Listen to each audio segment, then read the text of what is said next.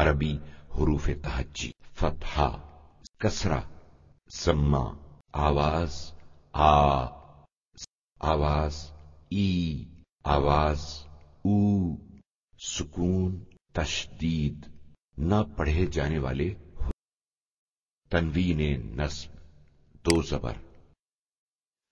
اس علامت پر توجہ کریں، جب بھی یہ علامت کسی حرف کے اوپر آ جائے تو آ کی آواز کے ساتھ مل کر ساکن نون کی آواز نکلے گی۔ مثلا اگر بے کے اوپر یہ علامت آ جائے تو بن پڑھا جائے گا، یا اگر تے کے اوپر آ جائے تو تن پڑھا جائے گا۔ بچوں، یہاں کہیں بھی نون لکھا ہوا نظر نہیں آ رہا، لیکن پڑھا جاتا ہے۔ اس ساکن نون کو جو لکھا ہوا نظر نہ آئے لیکن پڑھا جائے، تنوین کہا جاتا ہے۔ اگر اس ساکن نون سے پہلے آ کی آواز نکلے اور حرف کے اوپر دو زبر لگے ہوں تو یہ تنوین نصب کہلائے گی۔ ان مثالوں پر توجہ کریں۔ مثلا احدا، بصیرا، حسابا، غفورا، رحیما۔ بچوں، آپ نے دیکھا کہ ان مثالوں میں الف لکھا ہوا ہے لیکن پڑھا نہیں جا رہا۔ آپ کے خیال میں اس کی وجہ کیا ہے؟ جی ہاں، اس لیے کہ یہاں الف یعنی نہ پڑھا جانے والا حرف ہے۔ بس آپ کو یہ یاد رکھنا چاہیے کہ اکثر ان مقامات پر جہاں تنوین نصب آتی ہے وہاں الف لکھا جاتا ہے لیکن پڑھا نہیں جاتا۔ بعض کلمات عربی زبان میں ایسے بھی ہیں جہاں تنوین نصب الف کے علاوہ کسی اور حرف پر لگی ہوتی ہے۔ اگر کلمے کے آخر میں یا ہو تو الف نہیں آتا،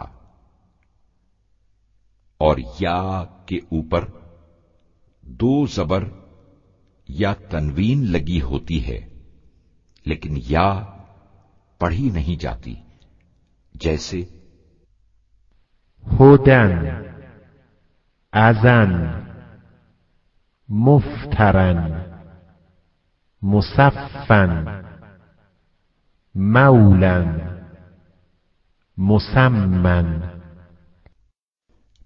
تنوین نصب اگر گول تا یا حمزہ پر آ جائے تو بھی الف نہیں آتا۔ ان مثالوں پر توجہ دیجیے۔ رحمتن، راضیتن، واحدتن، مغفرتن، ماءن، جزاءن۔ اب ہم آپ کے سامنے قرآن مجید کی بعض ایسی آیات کی تلاوت کریں گے جن میں تنوین نصب آتی ہے۔ آپ تنوین نصب کے پڑھنے اور لکھنے کے انداز پر توجہ کریں۔ وَرَفَعْنَاهُ مَكَانًا عَلِيًّا وَلَمْ يَكُنْ جَبَّارًا عَصِيًّا فَقَدْ فَازَ فَوْزًا عَظِيمًا إِنَّ اللَّهَ كَانَ عَلِيمًا حَكِيمًا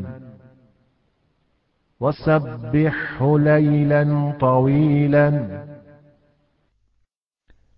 وہ سورہ جو اس درس کے لیے انتخاب کیا گیا ہے سورہ عادیات ہے۔ اس सूरे की तिलावत को गौर से सुनिए। बिस्मिल्लाहिर्रहमानिर्रहीम। वल्आदियात ज़बहा फल्मूरियात क़दहा फल्मुगीरात सुबहा فأثرن به نقعا فوسطن به جمعا إن الإنسان لربه لكنود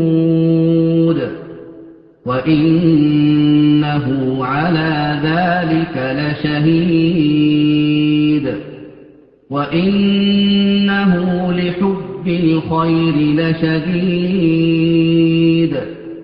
أفلا يعلم إذا بعثر ما في القبور وحصل ما في الصدور إن ربهم بهم يومئذ لخبير